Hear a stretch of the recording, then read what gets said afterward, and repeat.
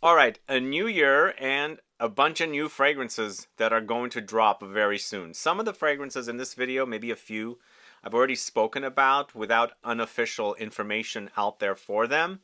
And there's information out there for them now. But there's one that I have heard about that's coming soon that hasn't officially been announced yet. But find out about this onslaught of new fragrances coming right up.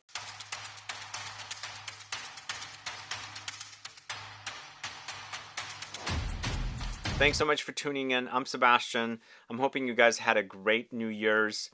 And again, as I mentioned, there's a ton of new stuff on the horizon. I think all the brands, not only designers, but niche, are cranking them out as much as they can and trying to find out what sticks, what clicks with people, and so on.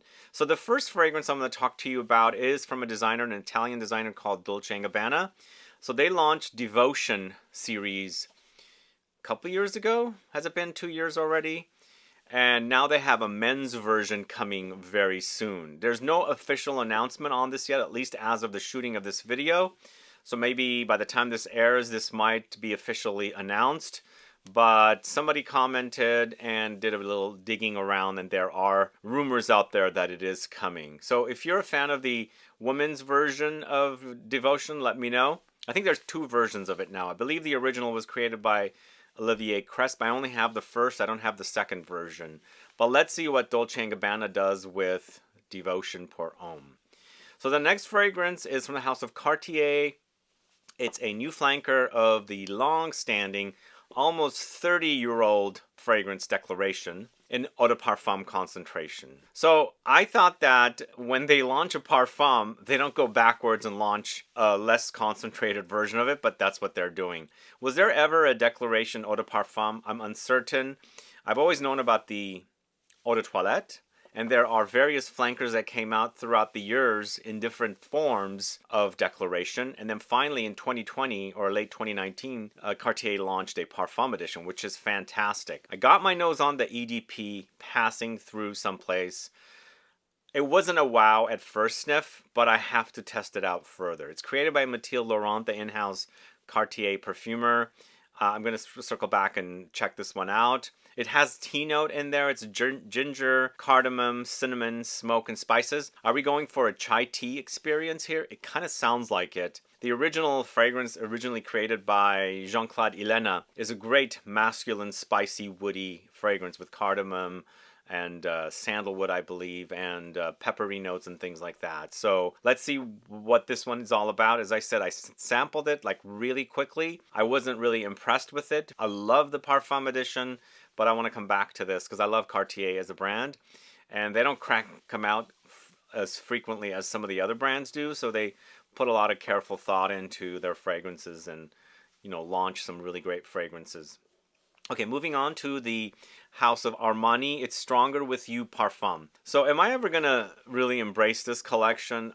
Maybe the Parfum might do it for me, because I tend to generally like Parfum editions of fragrances. This one does sound like it could be great. It's lavender, chestnuts, mandarin, pink pepper, sage, and vanilla. Does this sound great to you? Do you think it sounds great? Are you a fan of the original? I'm not sure. We'll see how it is. I'm hoping it's great. I'm hoping it's this really super luxurious take on the DNA of Stronger With You. That would be very, very satisfying. But we shall see what happens with it. Moving on to AMOUAGE, it's Purpose 50. I'm reporting on this one, but for me, Purpose was not my favorite fragrance from that four fragrances that they launched together. So I don't know what they're going to do with it. I felt like Purpose was quite underwhelming for me. It's the 50 days of aging. Is that how the number is on these fragrances, the extracts? So it's Quentin Bisch, it's sandalwood, Akigalawood, Suede, Saffron, Papyrus, Vetiver, frankincense, pink pepper, mystical, vanilla, and rose. If you're a fan of Purpose, let me know, add a comment below. I feel like Guidance is their big seller now, and that they've already launched a extract of that. Did they need an extract of this one?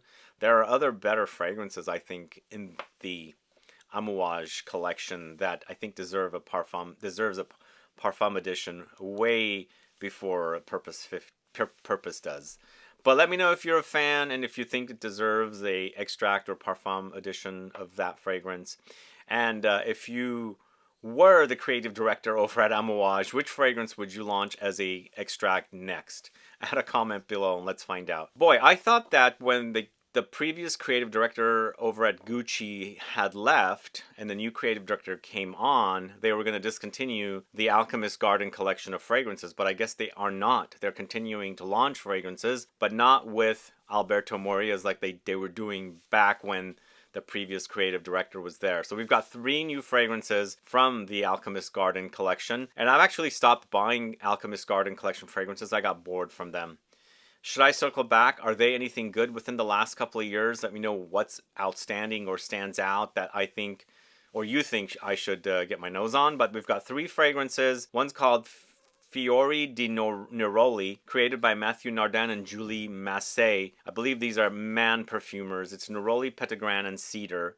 Their bottles are gorgeous, I feel like, but the sprayers are not the best, unfortunately. And I felt like they didn't seem very big fragrances. They felt a little flat. There were some standouts in the collection for sure, but sometimes some of the releases that came out after the initial collection launched felt a bit underwhelming. The next fragrance is created by Alex Lee and Veronique Nyberg. It's called Vanilla Firenze. Has notes of vanilla, myrrh, and iris. So I believe Alex Lee is now over at IFF. He just moved from Man. And I believe this was created when he was still at Man. And the third fragrance in the Alchemist Garden trio of new fragrances is Osmanthus Nectar. And this is created by Nathalie Lorson, and it features notes of osmanthus, floral notes, and sandalwood. So it seems like they're continuing to still work with Firmenich, when the majority of the initial fragrances from the Alchemist Garden collection and a lot of the other Gucci fragrances in their signature line were created by Alberto Morias. But we've got Nathalie Lorson, who is a co-perfumer over at Firmenich with Alberto Morias on Osmanthus Nectar. But let's talk about Dior. We've got 2 fragrances that I already reported on. If you haven't caught that video, go catch it. The bottle changes is the biggest news for Dior's Privé collection. All 250 ml bottles will become 200 ml. All 125 ml bottles will become 100 ml. But before I talk about that, Dior Homme Parfum has already launched and is selling on the Dior website. I'm waiting for my bottle, and I'll report to you guys as soon as I get my bottle. So Dior 2024 or 2025? I think it started selling in 2024, so we're going to say it's a 2024 release, but I think the official launch is 2025. Created by Francis Kurkdjian. It's iris, amber, vetiver, patchouli. It does not sound like the original, because I don't recall patchouli being a note in the original. At least I don't remember. It could have been there, but not a prominent note. And so iris was always there. So it's an iris bomb. But where's the leather? There's no leather mentioned here. And there was also rose. So let's see what happens with this. I don't know what the consensus is. I haven't been looking at videos or reviews. I'm not reading, but people are commenting and saying it's mixed. So we shall see. I will report on it. I'll do a comparison between the 3 different versions and let you guys know what my thoughts are. But the one I'm actually anticipating from Dior, also created by Francis Kurkdjian, is Bois Talisman. It's cedar, smoke, sugar, and vanilla. And this is the first fragrance that's launching in the new bottle sizes. So if you're buying or you're interested in buying a 250 ml, you're not going to get it anymore. It's going to be a 200 ml. So if you have 250 ml bottles and you get the 200 ml bottle of Bois Talisman, they're going to look so strange next to each other. You can't photograph them like normally that you would. Which is a bummer. I'm bummed that they're changing the bottle sizes. I wish Dior kept this bottle size. I've always mentioned that the best deal in the designer's luxury collections happens to be the Dior Privé collection.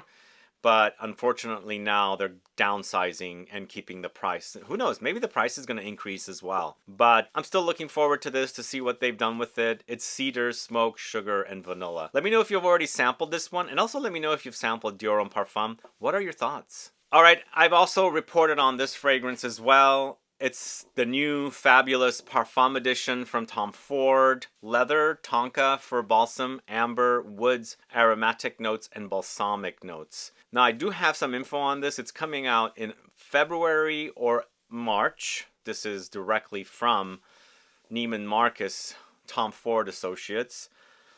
I'm looking forward to this, and I've also heard that it's kind of similar to a DNA like Amen from Mugler, the original. I don't know how true this is. We shall see.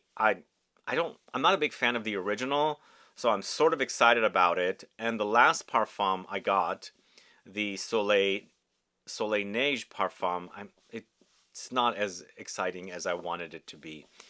The other thing is also I recently sampled Rose Exposed. I think I mentioned it in another video, but I sampled Rose Exposed. Didn't really care for it, guys. There was hardly any rose, and it did not remind me of Rose de Russie at all. So this is a brand spanking new rose fragrance. But moving on to Dias and Durga, they have a new fragrance, a new video on new fragrances, and a new Dias and Durga fragrance. King Majesty Bergamot Chypre. What a name, right? They do have some funky names for their fragrances. Neroli, Labdanum, Bergamot, Orange, Moss, and Patchouli. I do love a Chypre. This seems more like a men's citrus Chypre. And, you know, styles like YSL Pour Homme and things like that in that kind of a ballpark. So I'm curious about this one, and I do enjoy this style of fragrances, but not like anything like the more intense Chypre fragrances. This is definitely something that screams fresh and citrusy. But moving on to the House of Guerlain, we've got a fragrance created by Delphine Jelk. It's called Pêche Mirage. Guerlain jumping on the peach bandwagon, right? This seems like a peach going into a leather direction, because we not only have leather in here, we also have Osmanthus. Osmanthus is kind of a floral note that has not only fruity nuances like stone fruits, apricots, peaches, but also leather. So I feel like they're amplifying the leather in this. So it's peach, osmanthus, leather, amber, blackcurrant, saffron, and sandalwood. Again, peach I enjoy. It's not like my all-time favorite note. If I was to rank like a Chypre fragrance next to a peach fragrance, the Chypre would be ranked much higher than a peach fragrance. But I'll get my nose on this one and see what Guerlain has done with Pêche Mirage. But moving on to Burberry. Burberry has Hero Parfum Intense. Why not go with Elixir, right? They're going with Parfum and they're adding the word Intense. I've kind of gotten bored of this collection, but let's see what they do with the Parfum Intense. I believe it's created by Aurélien Guichard, who has the brand Matière Première. He's been doing the collection of fragrances for the Hero series. This is leather, cedar, and black pepper. Are you guys a fan of this series? Let me know. Add a comment below. Alright, up next, going to a house called Yulika. It's Nota Vanilla La Seduction. It's a perfumer by the name of Stéphane Jérôme Pernaudet, and I'm uncertain if they've I think they did all the fragrances, come to think of it, but I've never seen the name come up in any other fragrances except for Yulika. But this is vanilla, hazelnuts, amber, nougat, chocolate, cream, almonds, praline, and musk. Kind of sort of sounds like vanilla sex. I hope it's not something similar. I hope. I mean, nougat, because I get almond nougat from vanilla sex. But I don't know if this is going to smell like vanilla sex or it's something different. Because the idea of musk, and there's a musky note in vanilla sex, and the nougat and almonds giving me almondy vibes. But this has the addition of hazelnuts and cream and things like that. I don't know. Chocolate, I think those notes were not featured in vanilla sex, but it kind of sounds like vanilla sex to me. Only my nose will tell, but it's Yulika's Nota Vanilla La Seduction. Let me know if you've gotten your nose on it. But the next fragrance is Prada's Infusion de Rhubarb. Rhubarb is a great note, guys. I really enjoy rhubarb in fragrances, and I don't think they do a lot of rhubarb in fragrances. Even though it's a vegetal kind of note, there's a fruitiness about it, and I like that kind of tart, astringent kind of green fruitiness that rhubarb is known for. It's aldehydes, rhubarb, mandarin, citruses, musk, white musk. Are you a fan of the Infusion series of fragrances from Prada? Let me know. Add a comment below so we can find out. And I'm curious to get my nose on this. But this whole series seems like they're all very powdery fragrances. And Prada seems to be doing a lot of powdery fragrances. But moving on to Givenchy, it's Gentleman Society Eau de Parfum Ambre. This is the third flanker. I think I stopped buying the fragrances of this series. It's not as good as the original series, but still, the amber sounds great. But it features notes of vanilla, vetiver, narcissus, Peru balsam, leather, vetiver, tobacco, and amber. This one does sound great, and I can't wait to get my nose on it. I hope it's good.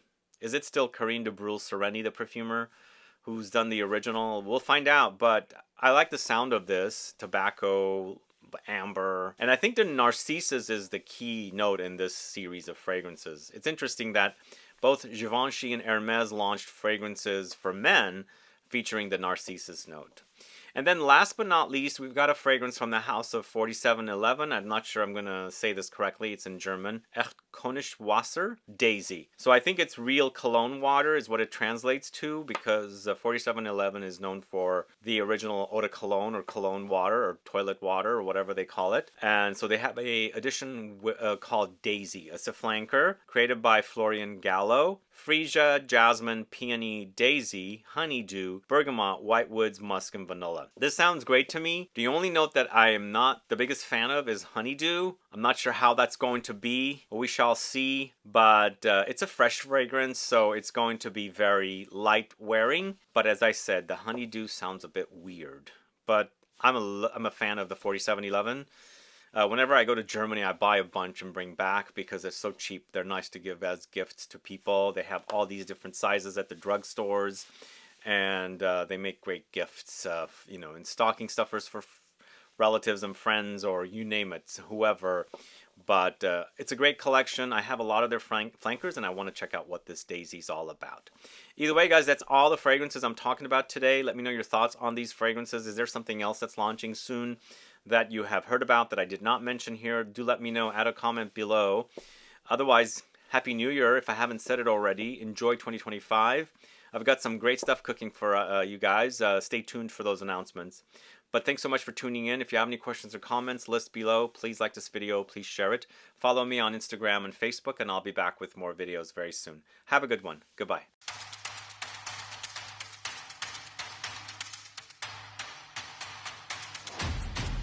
Alright, I left these fragrances in the bonus section, and it seems like H&M is going into the direction of fragrances like Zara, because the packaging and even some of the design work that they've done on these fragrances is looking a bit like Zara.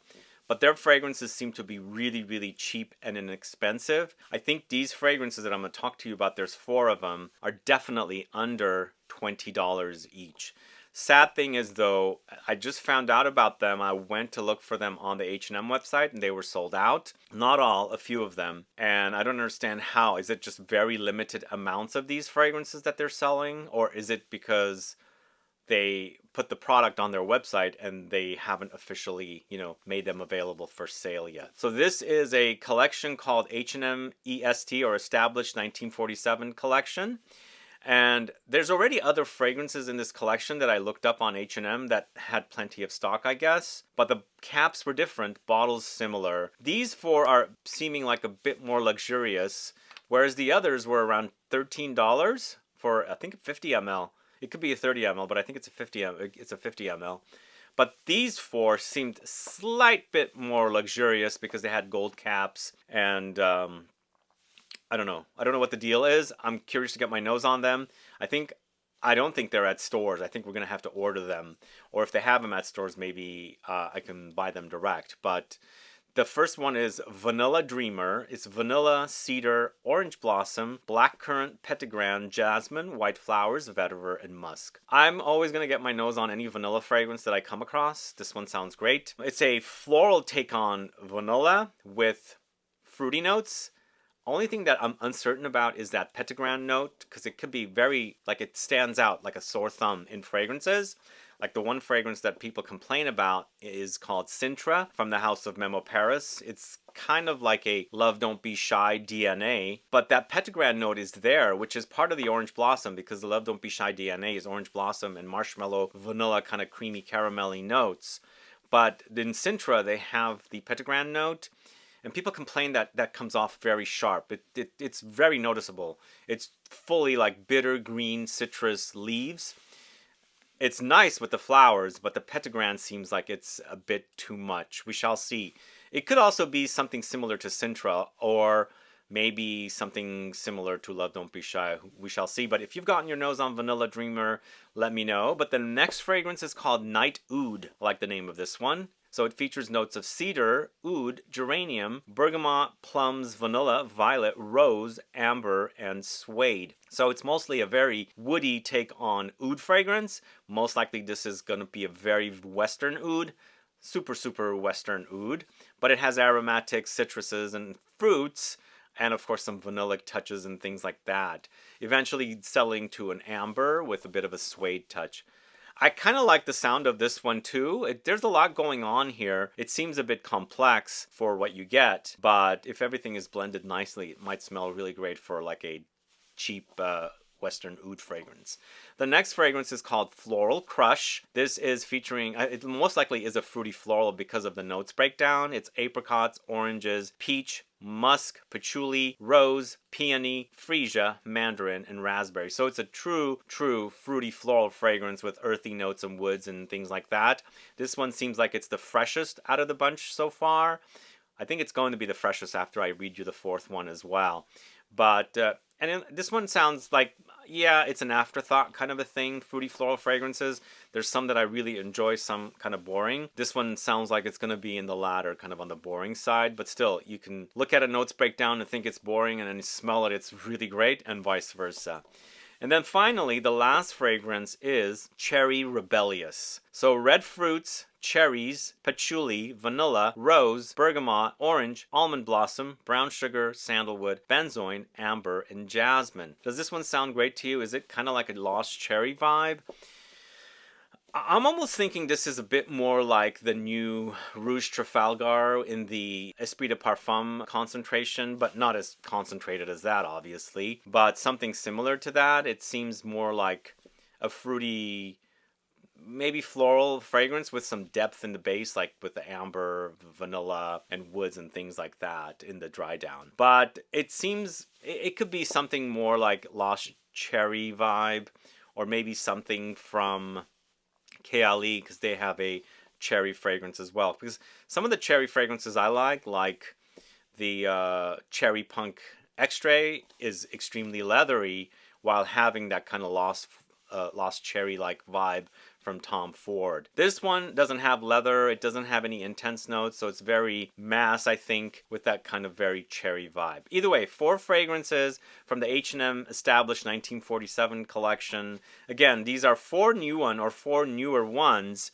and they're kind of different between these 4 versus the others that are already in the collection. You'll notice them if you're looking them up. These have gold caps, the others are plain caps. They're just a bit more luxurious takes on those. Those are a little cheaper than these. They're under $20, I believe, all of these. But some of them are like 12 something, and these were, I think, like around $17, $18. So it's fairly inexpensive for fragrances. And the last time I bought H&M fragrances was during the pandemic in 2020. Some turned out to be quite nice for the price point. And I'm hoping these are quite nice as well. But if you've sampled these, let me know, add a comment below. Other than that, guys, thanks so much for tuning in today. Stay tuned for another video soon. Bye-bye.